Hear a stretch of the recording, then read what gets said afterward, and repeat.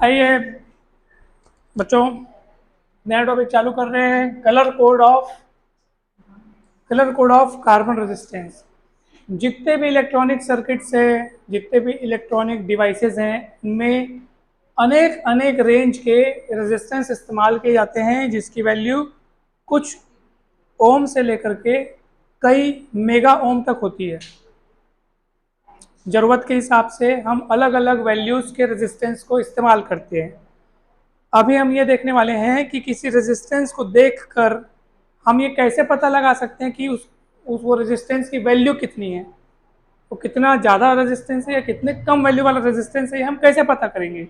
तो इसके पता करने के लिए उसमें 4 पट्टियाँ रहती हैं। कितनी पट्टियाँ रहती हैं? वो चारों पट्टियों का अलग अलग कलर रहता है। चौथी पट्टी का कोई कलर नहीं भी होता है, कभी कभी चौथी पट्टी कलरलेस होती है, यानी कि नहीं रहती है। तो उन कलर के हिसाब से उस रेजिस्टेंस की वैल्यू पता की जाती है। कितनी पट्टियाँ रहेंगी? और पट्टियों का कलर के हिसाब से हम उसकी वैल्यू पता करेंगे। समझ में आ रहा है? इतनी कहानी सुनाई दे रही है? समझ में आ रही है ना मैं क्या बोल रहा हूँ?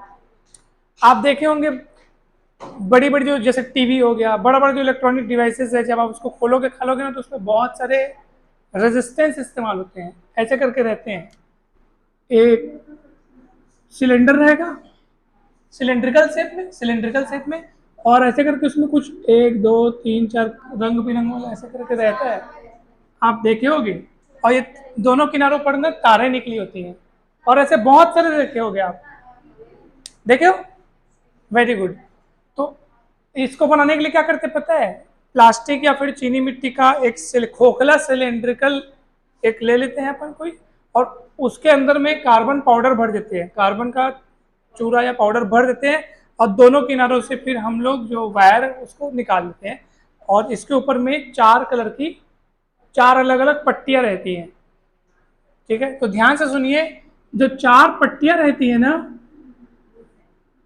1 2 3 4, इसका पट्टी ए, पट्टी बी, पट्टी सी, पट्टी डी। ठीक है, 4 पट्टियां हो गई। अब ये रेजिस्टेंस की वैल्यू कैसे पता करते हैं? तो उस रेजिस्टेंस की वैल्यू देखो कैसे पता करते हैं। ए और बी को तो आप ऐसे जैसा है वैसे लिख दोगे, एग्जैक्ट उनकी जो वैल्यू वैसे ही लिखते हैं अपन। प्लस, सॉरी प्लस नहीं, गुणित सी को हम लोग डेसिमल मल्टीपल्स के रूप में लिखते हैं, यानी कि 10 की घात के रूप में लिखते हैं सी को। ए और बी को जैसे है वैसे लिख देना है आपको। उनकी जो एग्जैक्ट वैल्यू है, जो भी आपको दिखाई देगी वैसे लिख दिए उनकी जो वैल्यूज है। और फिर प्लस माइनस करके ये जो चौथी पट्टी है डी, उसको परसेंट के रूप में लिखते हैं। ये इसका फॉर्मूला हो गया। फिर से एक बार देखो, ए और बी जो है वो उनकी सिग्निफिकेंट वैल्यू, सिग्निफिकेंट मतलब जो एग्जैक्ट वैल्यू है वो लिख देंगे। सी को लिखते हैं 10 के मल्टीपल के रूप में, यानी कि डेसिमल मल्टीपल के रूप में, 10 की घात के रूप में। और डी जो है ना, जो चौथी पट्टी डी जो है ना, वो एक्चुअल में उस रेजिस्टेंस का टॉलरेंस बताता है। टॉलरेंस मतलब कि उतना प्लस माइनस हो सकता है, यानी उतनी कि उसमें त्रुटि सीमा की गुंजाइश है। त्रुटि सीमा यानी कि उसमें एरर, यानी कम ज़्यादा हो सकता है इतना, ये उसमें कम ज़्यादा होने की गुंजाइश बता रहा है आपको कि सर इतनी वैल्यू का थोड़ा बहुत चल सकता है। आप देख लेना, इस टाइप से बोलते हैं ना, कम ज़्यादा हो सकता है, इतनी वैल्यू का उसमें डेविएशन पाया जा सकता है, इतनी वैल्यू से वो कम ज़्यादा हो सकता है। ये त्रुटि सीमा बता रहा है। त्रुटि सीमा मतलब किसको बोलते हैं? एरर होने की उसमें जो लिमिटेशंस हैं, एरर होने की जो चांसेस है, वो ये बता रहा है। एग्जाम्पल के लिए पहले बताओ समझ में आया कि नहीं? ये लिखने का तरीका है। मैं अभी कुछ बताया जो भी, केवल फॉर्मूला देख रहे हैं हम लोग। जब बहुत अच्छे से आपको समझ में आएगा कब, जब हम एग्जाम्पल लेंगे कि सर ये कलर कौन कौन से हैं, उस हिसाब से इनकी वैल्यू कैसे लिख रहे हो आप, है ना, तो आपको समझ में आएगा। अच्छा, अब ए बी सी डी जो 4 पट्टियां हैं, वो चारों के अलग अलग कलर होंगे। वो कलर के हिसाब से हमको अंक लिखने हैं ताकि हम वैल्यू निकाल सकें। तो आपके बुक में एक टेबल बना होगा, आप देख सकते हैं, बना है टेबल। अच्छा, तुम लोग के में भी दिया है क्या? अभी दिया है भाई, दिया है, दिया है तुम लोग के बुक में भी दिया, आर्टिकल 3 पॉइंट। अच्छा, स्टार्टिंग में है ना? हाँ, तभी अपन नहीं देख पाए थे। बहुत बढ़िया। करेक्ट, बहुत अच्छा। हाँ जी, हाँ वही वही। तो सुनो ना, अब बताओ कौन कौन किसको किसको रिप्रेजेंट करता है? ए और बी सिग्निफिकेंट नंबर्स यानी सिग्निफिकेंट फिगर्स को शो करते हैं, सार्थक अंक को शो करते हैं, पहला और ये दूसरा है ना। और सी डेसिमल मल्टीपल्स को शो करता है, यानी कि 10 के गुणे के रूप में इस्तेमाल होगा। और डी जो है वो टॉलरेंस को दर्शाता है, यानी कि त्रुटि सीमा। टॉलरेंस यानी होता है कि हाँ इतना उस रेजिस्टेंस की वैल्यू में प्लस माइनस उतना परसेंट हो सकता है, उतने की गुंजाइश है, कम ज्यादा जो भी है। अब सुनो, अब बोलोगे सर चारों पट्टियों का जो कलर होता है उस कलर के हिसाब से हमको वैल्यू कैसे चुननी है? तो उसके लिए हमको क्या करना पड़ेगा पता है? एक आपको उसकी लिस्ट याद रखनी पड़ेगी, ठीक। सबसे पहले आता है ब्लैक। क्या आता है? इसके लिए हम कौन सा? जीरो। क्या देंगे? जीरो। फिर आता है ब्राउन, BROWN, इसके लिए हम देंगे 1, ठीक है। फिर आता है रेड, इसके लिए 2। फिर आता है ऑरेंज, इसके लिए 3। फिर आता है येलो, येलो तो मतलब 4, येलो के लिए 4। फिर आता है ऑरेंज, हाँ मतलब तुम लोग ध्यान दे रहे हो ना, ठीक है, मैं चेक करने के लिए ऐसा बोला। फिर आता है ग्रीन, GREEN होता है क्या? GREEN 5। फिर आता है ब्लू 6 है। वॉयलेट, हाँ VIO आएगा क्या? तो वियोलेट हो गया नहीं, ठीक है। तो इसके लिए 7 होगा, ठीक है। फिर मेरे को याद है, मैं जहां भूलूंगा, मैं भूलूंगा तो तुम लोग बताना, है ना। अब आएगा वाइट 9, ठीक है। मत बताओ।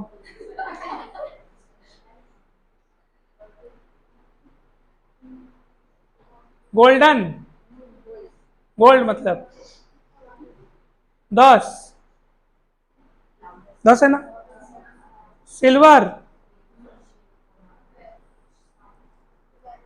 और उसके बाद आते हैं नो कलर। नो कलर है नहीं, उसमें कितना लिखा है? 12 लिखा है इतना, पक्का? अब सुनो सर, ये जो नो कलर आपने बताया उसका मतलब क्या है? नो कलर की ना जो गुंजाइश है, जो लास्ट के 3 आपको दिख रहे हैं गोल्ड सिल्वर नो कलर, ये आपको चौथी पट्टी में दिख सकते हैं। किस में दिख सकते हैं? मतलब चौथी पट्टी आपको कभी कलर, नो कलर मतलब कलरलेस, तो वो चौथी पट्टी आपको कलरलेस भी दिख सकती है, ठीक है। चौथी पट्टी आपको गोल्ड भी दिख सकती है। तो ये लास्ट के 3 जो है ना चौथी पट्टी के ऑप्शन हैं। बाकी सब शुरू की तीनों में से कोई भी कलर की हो सकती है, लेकिन ये जो चौथी पट्टी है वो या तो गोल्ड वाली होगी या तो कोई कलर वाली नहीं होगी, ठीक है। समझ में आ रहा है? मस्त मजा आ रहा है। आइए अब हम इनकी त्रुटि सीमा देखते हैं। कौन सी सीमा? तो त्रुटि सीमा यानी कि होता है टॉलरेंस। तो जो यहाँ पे जो डी दिख रहा है ना वो टॉलरेंस है, और डी पट्टी चौथी वाली है, और चौथी वाली के लिए केवल 3 ऑप्शन मैंने बताया, इसलिए त्रुटि सीमा केवल इन तीनों के लिए लिखा गया है। आप देखेंगे टेबल पे, इस पे लिखा है 5%, 10%, 20%। समझ में आया कि नहीं है बताओ? 5%, 10%, 20%।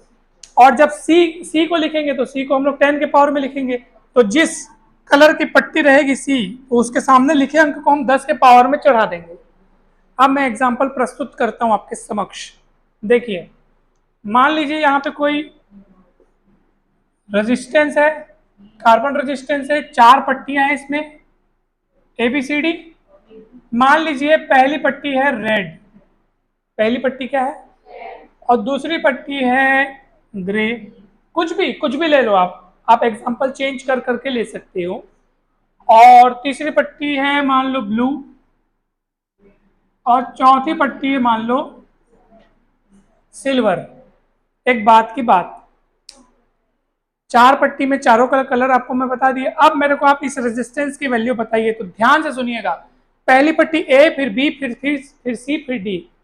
और लिखते कैसे आप देख लो, ए बी गुणित 10 की घात सी प्लस माइनस डी %। तो ए बी रेड और फिर ग्रे, तो रेड का नंबर कितना है 2, तो 2 लिखो, इसके हिसाब से लिखना 2। फिर कौन है, ग्रे कहाँ है 8 नंबर पे, तो ए के बाजू में बी है, तो ये ऐसे 28 बन गया वो। फिर गुणित 10 के पावर में सी, सी कौन है, सी किसको बोलते हैं, तीसरे पट्टी को बोलते हैं। तीसरा पट्टी कलर कौन है, ब्लू का अंक कितना है, तो गुणित 10 की घात में 6। ये समझना है क्या, 10 की घात में 6 क्यों आया, क्योंकि तीसरी पट्टी ब्लू है, ब्लू के सामने कितना लिखा है, और हमेशा याद रखना तीसरी पट्टी सी, तो सी वाले को कैसे लिखते हैं 10 की घात के रूप में लिखते हैं। शुरू के दो को कैसे लिखते हैं, एक साथ लिखते हैं, तीसरे वाले को 10 की घात के रूप में लिखेंगे। और चौथी पट्टी जो भी है, चौथी पट्टी में आपको 3 ऑप्शन हो सकते हैं, गोल्ड, सिल्वर या नो कलर, है ना। तो अभी क्या दिख रहा है, सिल्वर कलर, सिल्वर कहाँ गया, तो ये 11 है, मगर इसका वो जो त्रुटि सीमा वो कितना है, तो उसको आप प्लस माइनस 10% करके लिखेंगे, प्लस माइनस 10% करके आप उसको लिखेंगे। डाउट है क्या, 10% क्यों लिखे, क्योंकि सिल्वर के लिए जो वैल्यू कितनी है 10% है। सरल था कि कठिन था, और ये इतना ओम इसका आंसर आ गया। आप चाहो तो इसको इसी रूप में छोड़ सकते हो, क्योंकि 10 की घात 6 मतलब काफी बड़ी वैल्यूज है, तो ये इतना आंसर आ गया। आप दूसरा एग्जांपल भी ले सकते हो, एक और लेते हैं, मजा आ रहा है कसम से, है ना। चलिए 1 2 3 4 ये ऑरेंज, दूसरी वाली को बोलो येलो, मतलब येलो, और तीसरी वाली को बोलो व्हाइट, क्या, और इसको अपन मान लो चौथी पट्टी अनुपस्थित है, चौथी पट्टी अनुपस्थित मतलब नो कलर, नो कॉलर, ठीक है। अब बताओ इसकी वैल्यू कैसे निकालोगे, देख ऑरेंज है ना, ऑरेंज मतलब 3, येलो यानी 4, गुणित 10 की घात में बाप रे 9, प्लस माइनस नो कलर मतलब कि 20% यहाँ त्रुटि सीमा है, ओम्स 20% त्रुटि सीमा है, क्या है,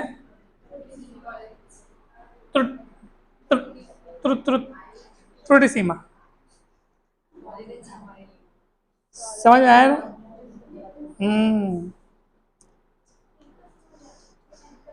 सुनो ना, ये वाला अंक तो इन तीनों के लिए लिखा ही नहीं है ना, 10 11 12 तो लिखा ही नहीं है, तुम लोगों में लिखा है क्या, हाँ, तो ये वाला अंक नहीं रहेगा, और इसलिए नहीं रहेगा बिकॉज शुरू की जो 3 पट्टियां हैं उनमें ये 3 नहीं मिलेंगे आपको, ये तीनों कहाँ मिल सकते हैं, लास्ट वाली पट्टी में ये तीनों मिल सकते हैं, तो इसको थोड़ा सा ध्यान रखिएगा। ये वाली है ना, हमको बाकी जो है ना 9 तक के जो दिख रहे हैं ना आपको, इन लोग शुरू की 3 पट्टियों में कहीं भी दिख सकते हैं, इन लोग कहाँ दिखेंगे, हाँ इनमें से कोई एक दिखेगा आपको। और नो कलर का मतलब कि चौथी पट्टी नहीं है, यानी 3 रिंग बस है, जब 3 रिंग है मतलब चौथी नहीं है, मतलब नो कलर है, चौथी नहीं है मतलब नो कलर है, सीख गया ना, समझ में आया, निकाल लोगे अब, ओके। बहुत अच्छा टॉपिक था, बहुत सरल था, और ये खत्म कंप्लीट।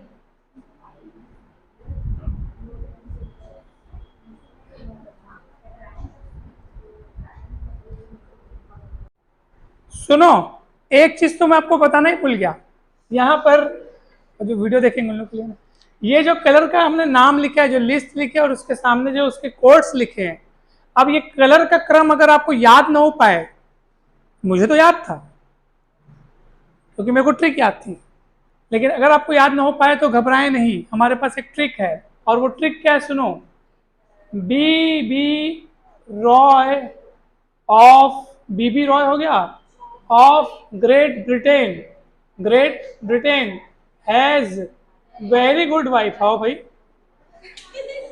वेरी गुड वाइफ और wearing gold silver necklace, gold silver.